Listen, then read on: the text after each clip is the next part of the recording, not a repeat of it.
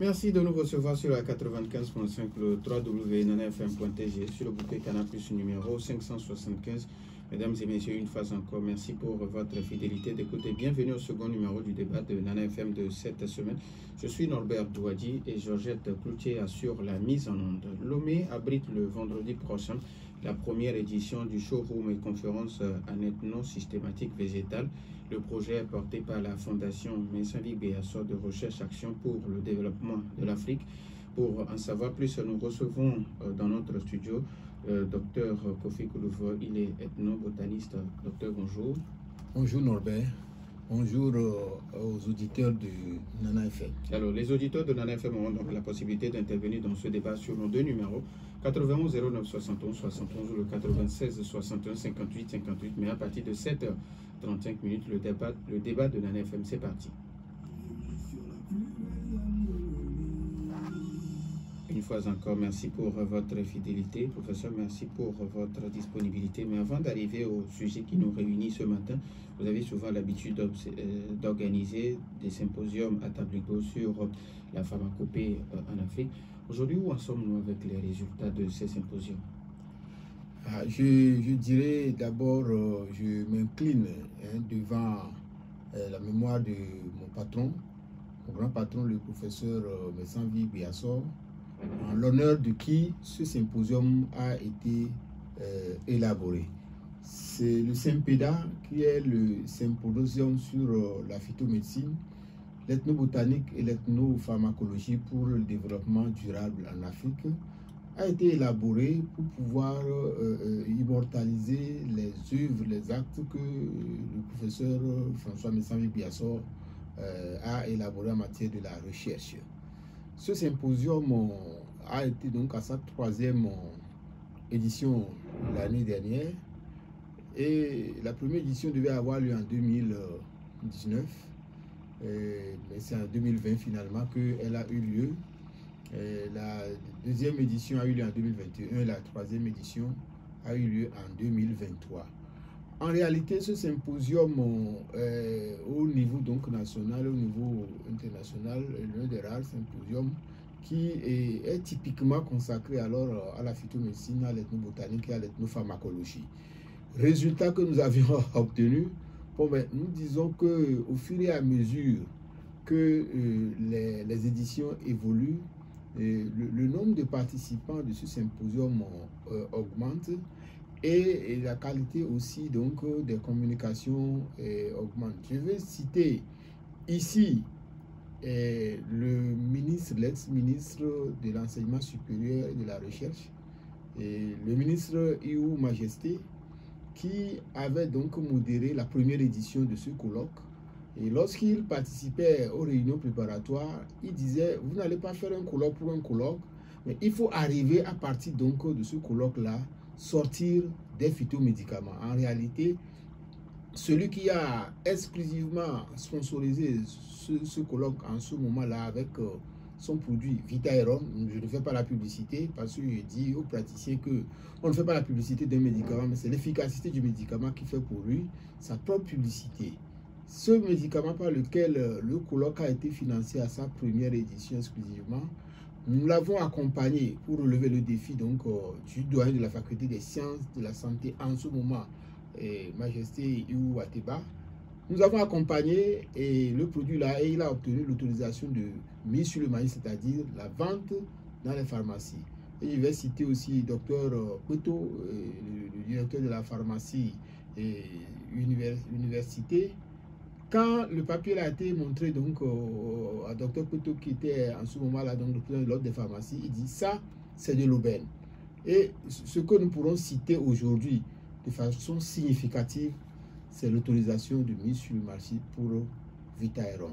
Mais en dehors de ça, il y a donc des doctorants qui sont passés par là. Aujourd'hui, ils sont docteurs, on peut citer jusqu'à 3, 4. Et à partir de leurs travaux, ce n'est pas le colloque qui a fait 2 docteurs, mais c'est à ce colloque qu'ils ont présenté pour la première fois leurs travaux. Et ces travaux donc ont été excellents. Donc je profite pour remercier nos amis du Burkina, du Bénin, et de la Côte d'Ivoire, du Ghana, qui sont les représentants massifs à ce colloque le Saint-Pédard. Alors, docteur, quand certaines personnes pensent que aujourd'hui les grandes firmes de médicaments ne vont pas permettre à l'ethnopharmacologie de se développer, vous répondez quoi? Je réponds toujours que c'est un faux problème.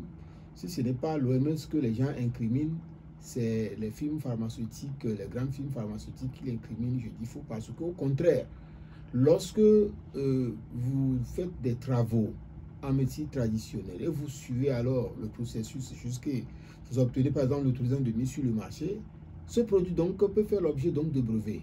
Et les firmes pharmaceutiques attendent alors des excellences au niveau donc des produits et à base de plantes pour pouvoir voir si le produit ne peut pas être breveté. Dès que le produit est breveté, eh bien, il assure alors la survie de l'inventeur, il assure la survie donc des générations de l'inventeur. C'est nous-mêmes en Afrique qui constituons le blocage pour nous-mêmes. La semaine dernière, à Abidjan, il y a eu les deuxièmes assises des médecines africaines organisées par le bureau régional de la francophonie, Afrique de l'Ouest. Et à cette occasion, nous avons vu qu'au lieu que nous incriminons ces firmes-là, au contraire, eux, ils sont là en attendant les praticiens de la médecine traditionnelle et les chercheurs travailler en synergie pour pouvoir sortir donc des molécules à partir. Et aujourd'hui même, en pharmacie, les médicaments qu'on a aujourd'hui sont à plus de 45%, soit des molécules à partir des plantes ou alors des homologues structuraux issus des plantes. Il faudra alors que nous nous mettons au travail, au niveau donc des praticiens de la médecine traditionnelle, au niveau donc des chercheurs, pour que la médecine traditionnelle puisse évoluer, que les médicaments donc à base de plantes puissent être alors vendus dans les pharmacies, obtenir l'autorisation de mise sur le marché. Le marché en question, c'est les pharmacies. Alors, la Fondation Mensah-Vic Biassou de Recherche Action pour le Développement organise le vendredi prochain la première édition du showroom et conférence en ethno-systématique végétale. D'abord, quand on parle de ethno-systématique végétale, que comprendre, professeur? Bon, d'abord, c'est la première fois que cette fondation vient sur les médias. Et la Fondation Mensah-Vic Biassou de Recherche et Action pour le Développement de l'Afrique est un établissement créé tout nouvellement, toujours pour immortaliser ce grand homme togolais et africain, pour que lorsque les jeunes font de la recherche, ou lorsque les chercheurs font de la recherche, que ces recherches-là ne restent pas sur les tiroirs, mais que ces recherches-là donc soient valorisées en RAD, Recherche, Action, Développement. C'est ça alors l'objectif, et tout petitement, c'est la première sortie donc de cette fondation. Et avant donc d'arriver à ça aussi, permettez de rendre un hommage mérité à Monseigneur Nicodème Anani Bariga Benissa. Le nom que vous venez de prononcer, l'ethno-systématique végétale, est un nom qui a été donc créé au Togo. Et c'est lorsque Monseigneur a autorisé le service diocésain de la pastorale de la santé à organiser en 2023 un renforcement des capacités pour les religieux qui s'intéressent à la phytothérapie. Ce ne sont pas seulement les religieux catholiques, c'était œcuménique. Et c'est le vicaire général, qui était le vice-monseigneur, aujourd'hui, Monseigneur, le Monseigneur donc, qui a été nommé donc, tout récemment Bertin Aboubli, c'est lui qui avait représenté Monseigneur Bariga à cette formation. Et le président de l'université était représenté par la secrétaire générale, le professeur Kouachi. Nous avions remarqué au niveau donc de l'exercice de la médecine traditionnelle que les valeurs et les titres, je dis titres en guillemets parce que c'est dans l'académie qu'on parle de titres, les valeurs, les spécialités sont en train de se perdre quand les individus meurent. Nous avons identifié que dans la transmission du savoir endogène en médecine traditionnelle, de père en fils, et souvent ce n'est pas requis. Depuis 2015, nous suivions une herboriste. Herboriste, c'est celui qui connaît les plantes et sait comment on les utilise et les vend dans les marchés ou sur les états dans les maisons où circulent avec, on les appelle les herboristes. Cet herboriste qui a appris donc de ses parents, de sa tante depuis 2015, nous remarquons que si on invite celle-là quelque part pour reconnaître les plantes médicinales qu'on vend, c'est presque à 100% qu'elle arrive à le faire. En 2015, elle l'avait fait à une réunion donc, du centre de phytomédecine du Nigeria, donc à Saint-Mani, Kalomé ici. En 2018, nous l'avions accompagnée à Ouaga. Toutes les plantes qu'on a achetées dans les marchés de Ouaga sur les 108 plantes, c'est 2 seulement qu'elle n'a pas pu identifier. Et lorsque nous organisions cette formation par l'utilisation de Monseigneur Bariga, nous avons invité celle-là. Les participants ont été dans les marchés acheter des plantes. Puis il y a 2 nouvelles méthodes togolaises aujourd'hui d'études ethnobotaniques. Et soit aller dans les marchés ou aller dans la brousse et puis vous cueillez toutes les plantes que vous reconnaissez que ces plantes-là sont médicinales. Les plantes sont amenées, celles-là, à tout identifier, que ce soit dans les marchés ou que ce soit alors dans la brousse. Alors nous disons, nous allons créer alors cette spécialité que nous appelons ethnosystématique végétale. L'ethno, c'est-à-dire c'est ethnique, c'est traditionnel. Systématique, c'est l'identification ou la classification des plantes, et végétale, des végétaux. La personne qui, lorsqu'on lui amène tout azimut des plantes médicinales achetées dans les marchés ou cueillies donc dans la brousse, arrive à identifier au moins 75% dans sa langue maternelle et à reconnaître au moins 50% de ces plantes-là, ce que ces plantes-là traitent, le titre d'ethnosystématique végétal ou d'ethnosystématicien végétal lui sera attribué. Et c'est la première fois au monde que ce titre a été attribué. Et c'était sous les yeux donc, de Monseigneur aujourd'hui Bertin Aboubli et de la secrétaire générale de l'université, représentant le président de l'université, que ce titre a été créé. Nous voulons donc montrer aux gens, les praticiens de la médecine traditionnelle, qui sont ceux donc au bénéfice de qui cette conférence, ce showroom est organisé, leur dire de commencer à choisir des enfants à qui ils vont transmettre alors le savoir. Ceci est la preuve. Celle-ci, elle a appris ça chez sa tante. Et aujourd'hui, elle devient alors une référence en Afrique, au Togo et en Afrique de l'Ouest, toutes les plantes qu'on lui amène. Alors nous allons démontrer ça encore, c'est depuis 2015 que celle-là a été suivie. Aujourd'hui, elle est, moi aujourd'hui dans le monde, l'unique personne pour le moment qui a eu le titre d'ethnosystématicienne végétale. On va le montrer. Les personnes seront désignées, iront au marché, acheter des plantes, et puis on viendra et elle va les identifier. En dehors de ça, maintenant, nous allons faire une conférence d'abord, puis à la suite de la conférence, on va faire le showroom d'ethnosystématique végétale. Nous reviendrons sur la conférence. Alors, maintenant, qui peuvent participer à ce showroom d'abord et à cette conférence? Comme c'est la première sortie de la fondation, me semble bien sûr, Fongrada, et nous avons laissé ça d'abord, fait ça gratuit. La participation est gratuite, sans rien payer. Et ceux qui peuvent participer, il y a d'abord les praticiens de la médecine traditionnelle du Togo. Et nous le ferons même, et que ce sera même transmis par Zoom, sur toute l'étendue du territoire, au niveau des régions et des préfectures. Les praticiens qui s'organiseront seront réunis donc dans les salles de réunion des DPS pour pouvoir le suivre. En dehors des praticiens de la médecine traditionnelle, nous avons certaines personnes que nous appelons les aspirants et les aspirantes à la pratique de la médecine traditionnelle. C'est des personnes qui sont intéressées. Ils veulent alors pratiquer la médecine, mais ils ne trouvent pas alors le créneau. Quand ils viendront, ils seront bienvenus. Ils vont participer donc gratuitement.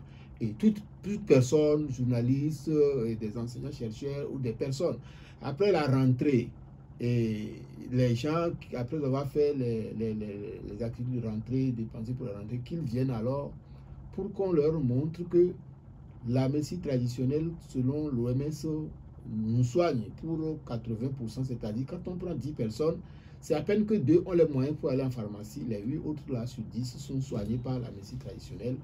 Nous montrerons donc dans la conférence que nous avons intitulée mieux connaître les plantes médicinales et les bonnes pratiques de leur utilisation pour une meilleure santé en phytothérapie. Montrerons aux gens que pour se soigner, les plantes sont là, ils nous soignent et il y a aussi les limites. Et lorsque les limites sont atteintes, il faut aller donc à la médecine conventionnelle. C'est pourquoi aujourd'hui, on les appelle la médecine complémentaire. Les deux se complètent. Nous allons montrer donc aux gens l'importance donc de la phytothérapie, de l'utilisation donc des plantes pour se soigner, et ce serait donc la conférence. 91 09 71 71 ou le 96 61 58 58. Vous avez maintenant la possibilité d'intervenir dans ce débat, mais après la pause.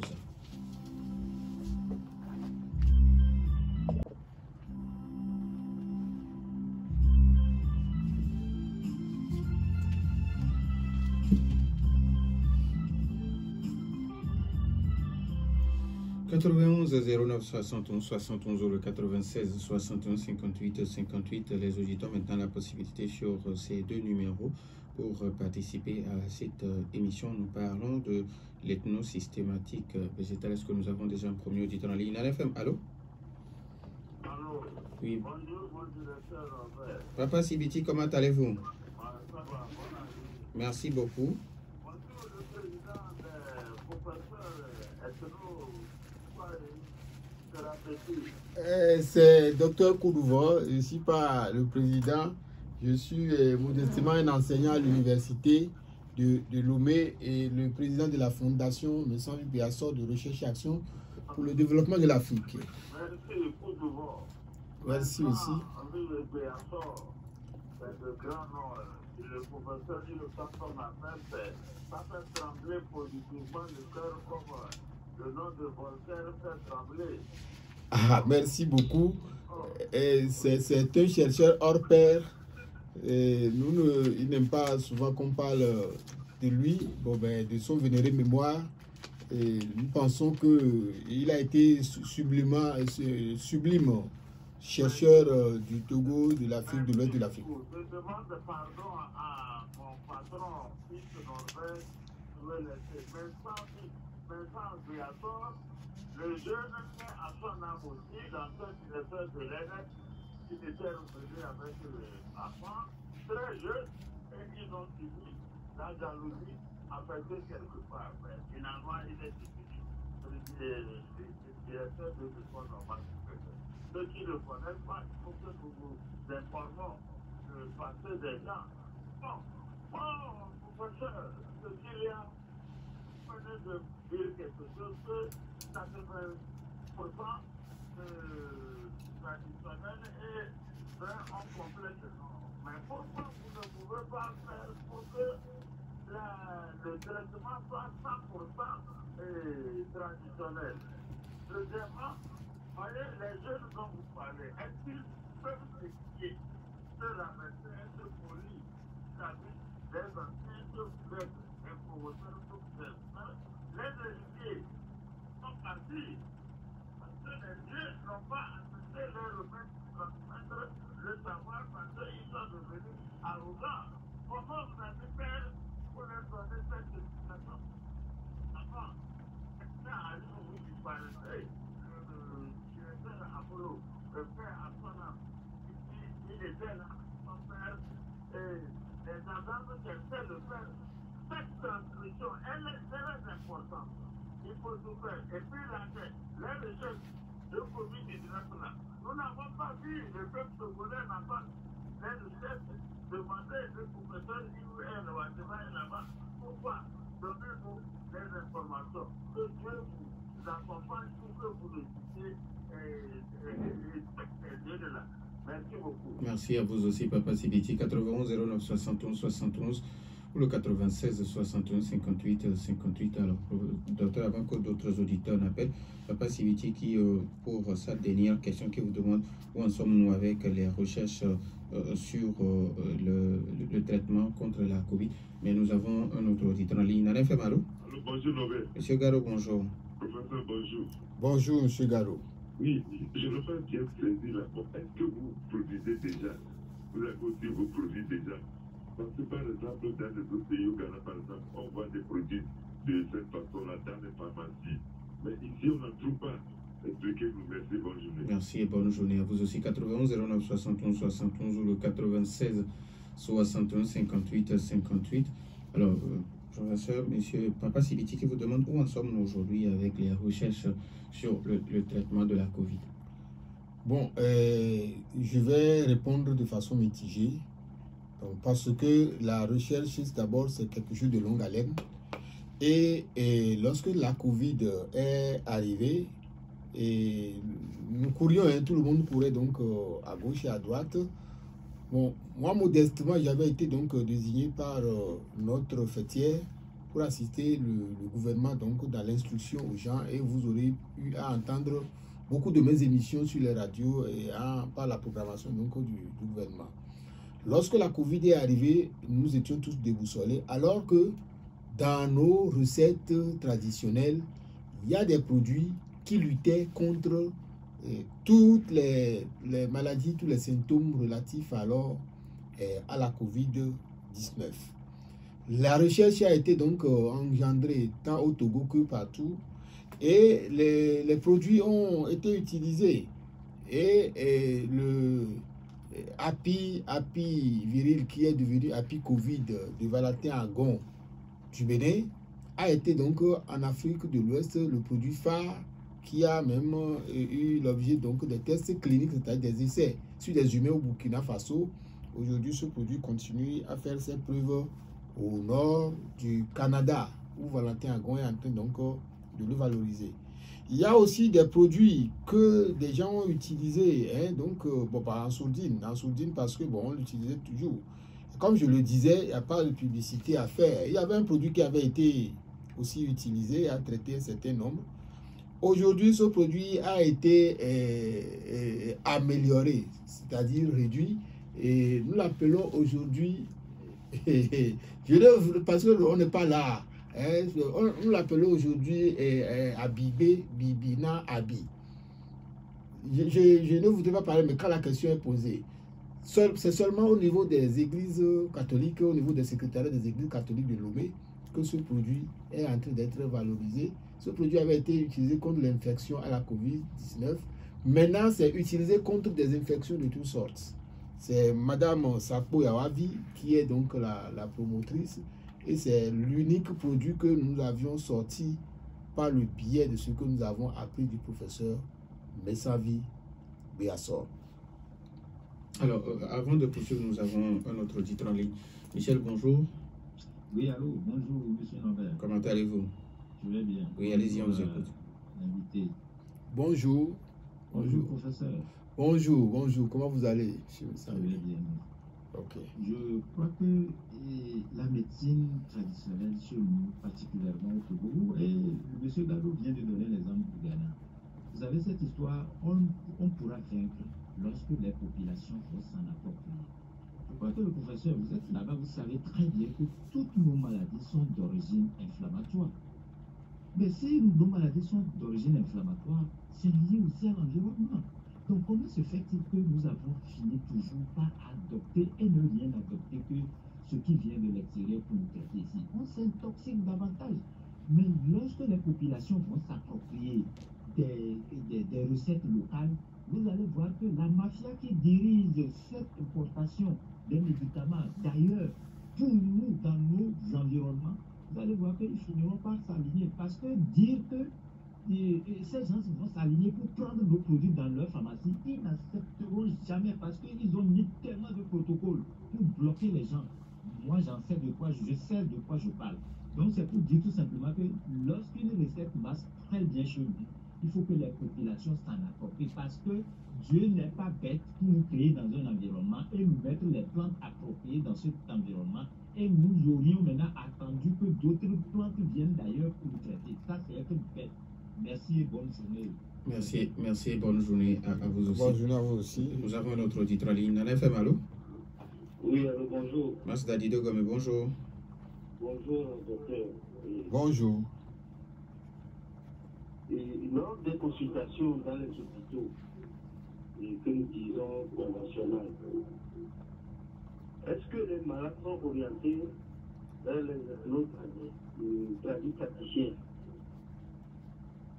Et deuxièmement, dans l'enseignement, où commence-t-on les études sur les banques? Est-ce seulement l'université? Si oui, pourquoi pas plus tôt? Et troisièmement, la dame dont parle l'invité est rémunérée seulement lors des colloques ou a-t-elle une prise en charge permanente? Et pour terminer, pourquoi ne publiez-vous pas les produits traditionnels que vous mettez sur le marché? Merci, bonne journée. Merci et bonne journée à vous aussi. Je pense qu'on prend le tout dernier auditeur. Nana FM, allô? Allô? Madame ici, bonjour. Bonjour. Oui. Bonjour. Oui, moi je suis là-dedans. Je prends beaucoup de plantes. Sinon, le professeur a parlé de la bébé. J'en ai aussi. Donc c'est un bon produit alors. C'est ce que je voulais vous demander. C'est fait à base de chaud et tout le reste quoi. Est-ce que ça soignera une toux rebelle? J'ai ma soeur qui souffre d'une toux qui ne finit pas, d'une allergie, une sorte d'allergie. Si je lui en donne, est-ce que ça lui ferait du bien? Donc moi je suis dans le diable. Et puis voilà. Merci beaucoup à madame ici. Le donner produit de Ghana aussi. Pourquoi vous ici, vous ne sortez jamais rien? Vous ne sortez jamais aucun produit ici, alors que vous en savez beaucoup. Merci. Merci à vous, madame ici. Alors, on revient à la deuxième partie de Papa Siviti. Il dit que, vous l'avez si bien dit, que quand vous prenez 10 personnes, 8 se soignent à partir des plantes. Alors, pourquoi vous n'êtes pas encore arrivé à 100%?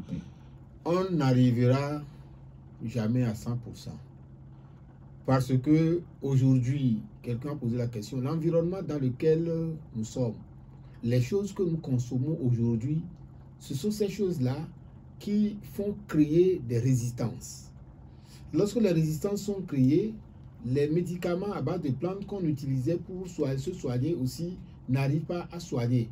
Et quelqu'un a posé la question, si on réfère les malades des hôpitaux vers les hôpitaux traditionnels. Mais je dis oui, c'est là où la médecine conventionnelle a ses limites, c'est là où la médecine traditionnelle s'érige. Parce que la médecine conventionnelle est issue de la médecine traditionnelle. Et ce faisant, la médecine conventionnelle a des limites comme la médecine traditionnelle, mais habituellement, lorsque on traite en médecine conventionnelle, ça ne va pas dire, bon, il faut aller un peu dans la tradition, voir. Et quand on vient là, la médecine traditionnelle, donc 100% on ne peut pas. On ne peut pas parce que l'environnement dans lequel nous nous trouvons, on ne peut pas avoir cette ambition-là. Il faut que nous développions. Quand on développe, on peut chercher à tendre vers, mais jamais on ne pourra pas atteindre ça. Alors, il y a M. Gallo qui vous demande, est-ce qu'aujourd'hui, vous avez des produits sur le marché? Il a donné l'exemple du Ghana.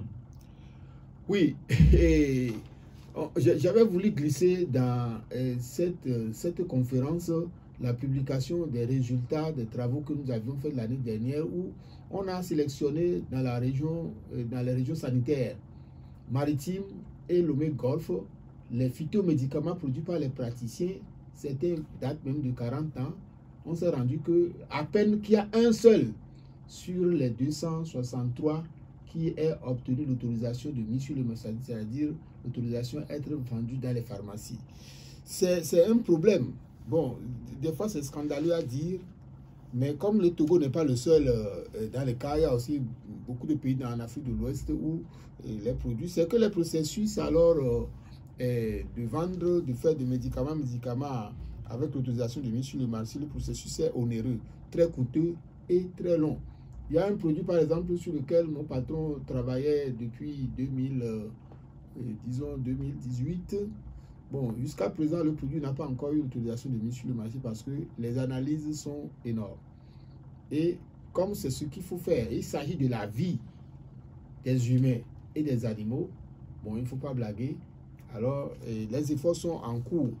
Et nous avions sélectionné certains produits l'année dernière, 8, que nous estimons dans ces régions-là être les meilleurs.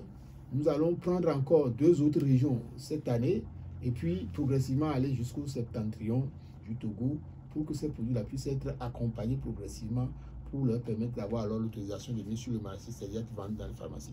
Alors, il y a Michel qui pense qu'aujourd'hui, la médecine traditionnelle ne peut avancer que lorsque les populations vont s'approprier les produits qui sont issus de cette médecine. Oui, s'approprier. Je discutais dans les préparations de cette émission, je discutais donc avec Ferdinand Fognon, le DG de Nana FM. Nous sommes en train d'envisager des émissions hebdomadaires synchrones entre les radios et les télévisions où on dira si notre médecine traditionnelle nous est révélée. Aujourd'hui, en Afrique de l'Ouest, il y a 2 documents phares qui ont été élaborés, qu'on appelle la pharmacopée de l'Afrique de l'Ouest. La pharmacopée, ce n'est pas une science, mais c'est un document dans lequel 54 plantes et 30 respectivement ont été étudiées de manière qu'on puisse les utiliser avec moins de risques. Nous allons amener les gens à s'approprier ces documents. À partir de ces documents, les praticiens de la médecine traditionnelle, les chercheurs peuvent formuler, peuvent fabriquer, peuvent produire alors des phytomédicaments. Et ceux qui sont déjà là en train d'être produits, les améliorer pour qu'on parle de médicaments traditionnels en médicaments traditionnels améliorés, de médicaments traditionnels améliorés en médicaments qui a eu l'autorisation de mise sur le marché pour être vendu alors dans les pharmacies. J'avais dit en 2012, avec certains Européens n'ont pas accepté, que our natural healthcare by us for us, nos soins de santé naturels par nous-mêmes et pour nous-mêmes. Donc ce n'est pas de l'égoïsme, c'est nous-mêmes qui devons alors valoriser notre médecine traditionnelle, notre médecine africaine. Personne ne viendra d'ailleurs le valoriser. Nous devons en être conscients et nous mettre au travail. Alors, il y a aussi Mas Dalido Gomé qui vous demande, sa première question, vous avez déjà répondu. Il vous demande également, est-ce que, où commencent les enseignements sur les plantes? Est-ce que c'est seulement à partir de l'université? Et depuis, c'était en 2015, ça a aussi eu lieu juste après la Covid. Et l'année dernière, cette année aussi, on en a parlé.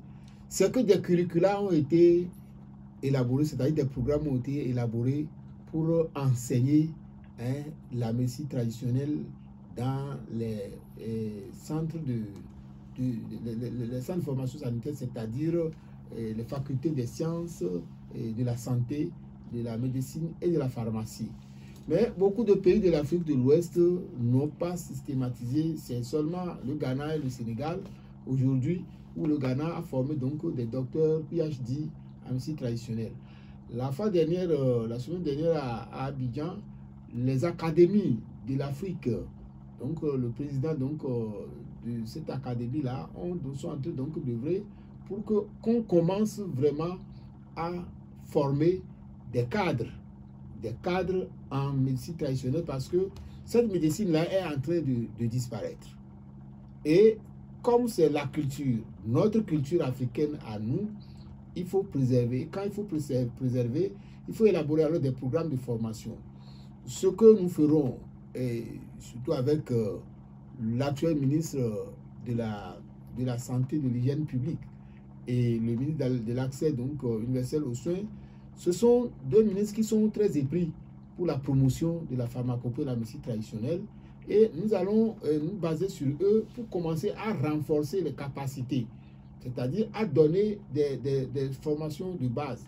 Ce que nous avons entrepris depuis 2 ans dans notre réseau est que lorsqu'on va aller à la recherche maintenant auprès des praticiens de la médecine traditionnelle sur une maladie, le doctorant ou l'étudiant master est obligé de faire de la recherche pour enseigner, pour renforcer, pour former alors les praticiens avec qui il va faire ce travail-là sur la maladie en question.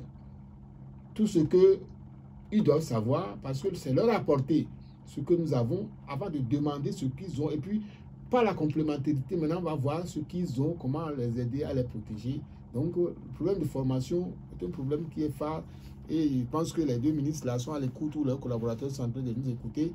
Le travail qu'ils auront à faire pour nous, pour promouvoir cette médecine traditionnelle, c'est valoriser donc les connaissances endogènes et puis miser aussi sur la formation, le renforcement des capacités pour que la pratique soit une pratique sereine. Alors, l'autre partie de sa question, vous parliez d'une femme que vous suivez depuis 2015.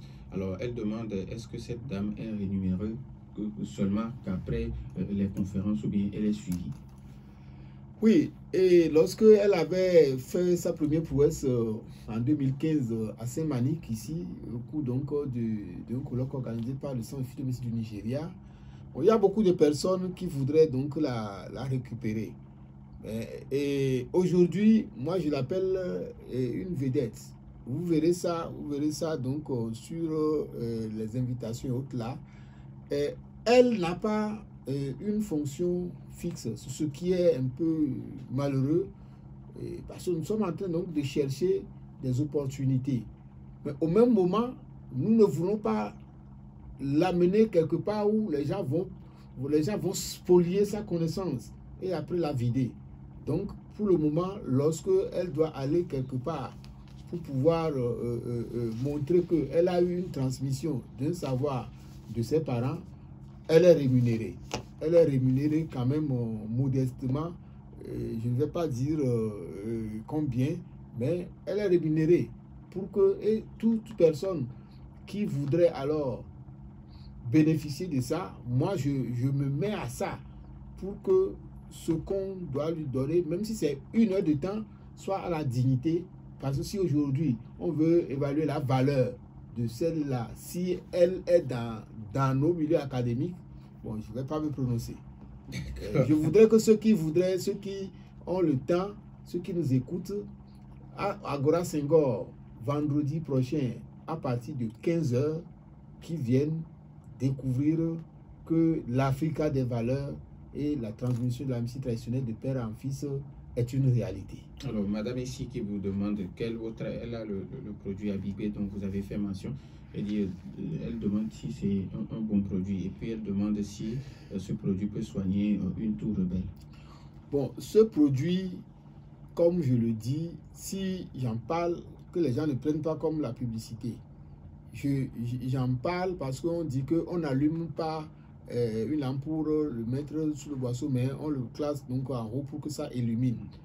Et ce produit, depuis octobre 2023, que nous l'avions sorti à une réunion de l'Église catholique, ce que nous disons aux gens est le suivant. Aujourd'hui, il y a des analyses à l'hôpital pour détecter les infections. Abibé, c'est-à-dire infections. C'est les infections qui sont à l'origine de la plupart de nos maladies. Si quelqu'un va faire le test et on a remarqué que la personne a des infections, quel que soit le type d'infection, que la personne utilise le produit. C'est un complément alimentaire. Après avoir utilisé le produit, il s'en va encore faire le test. Si le test est négatif, donc nous avons été positifs en quelque chose pour l'humanité. Nous ne dirons pas que ça fait ceci. Norbert peut utiliser le produit. Ça peut marcher pour lui. Moi, je peux l'utiliser. Ça ne peut pas marcher pour moi. Comme les médicaments conventionnels. Je voudrais que pour toutes sortes d'informations, nous l'avions nommé Abibé, Bibina, Abiyo. On a donné un nom local. On ne va pas donner des noms importés à ça. Donc, les coins, donc dans certaines églises catholiques au niveau des secrétariats, vous les trouverez. Et le prix aussi, je ne vais pas, parce que le prix devait être, le litre doit être à 4500, mais les prêtres nous ont dit, comme la population est pauvre, il faut ramener jusqu'à 3000 francs le litre. Si quelqu'un l'utilise pour des infections, que ce soit des infections cutanées, des infections pulmonaires, des infections, je vais dire finalement que c'est ce produit-là que nous avons utilisé pour aider les gens pendant la Covid. Et après la Covid, nous l'avons dilué, nous l'avions amélioré. Et aujourd'hui, ceux qui prennent ce produit-là en parlent. Si ça va continuer à le faire, nous aussi, nous avons été utiles à quelque chose, à l'humanité. Nous disons merci au docteur Kofi Koudova, ethno-botaniste. Merci également à vous. Donc, on se donne rendez-vous vendredi prochain à Agora Senghor à partir de 14h. Merci également à vous pour votre fidélité d'écoute. Merci. Merci Norbert. À Georgette Ploutier pour la mise en onde. Je suis Norbert Douadi. Bonne suite de nos programmes.